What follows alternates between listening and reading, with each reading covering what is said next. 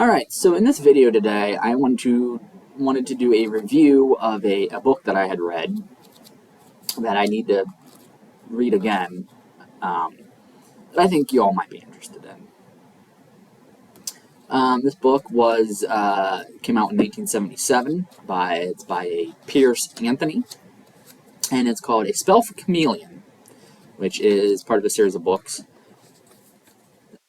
take place in the land of Xanth. Now, in this book, it is about a guy named Bank who lives in Xanth, and everyone there has a magical ability, a talent. He does not. Those who don't have it are exiled into the land of Mundania.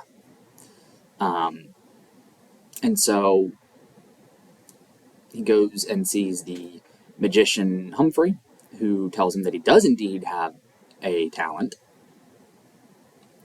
And so, of course, they can't discover what it is, so he is exiled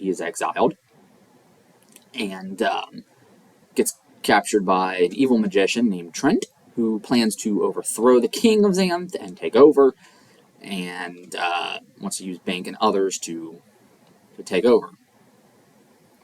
And meets a lot of interesting characters along the way, and it's just a really good fantasy novel. If you are into that kind of thing, I highly recommend it. Even if you're not into fantasy, this might be a good introduction for you, I think. Of course, the granddaddy of them all is Lord of the Rings, but I'm not here to talk about that. And one of the things I think is very interesting is how Xanth looks like Florida. So, if they're exiled to Mundania, you can pretty much guess what Mundania is. It's the rest of the United States of America, which I always thought was funny.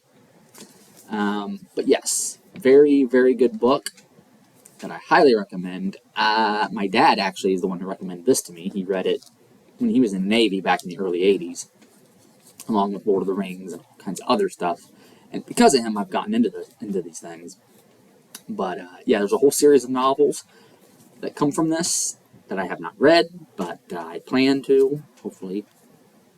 It's very hard for me to read anymore, but I definitely give this, well, I would say, maybe because I'm biased and I only read it once, I'm just going to give it a 5 out of 5 stars.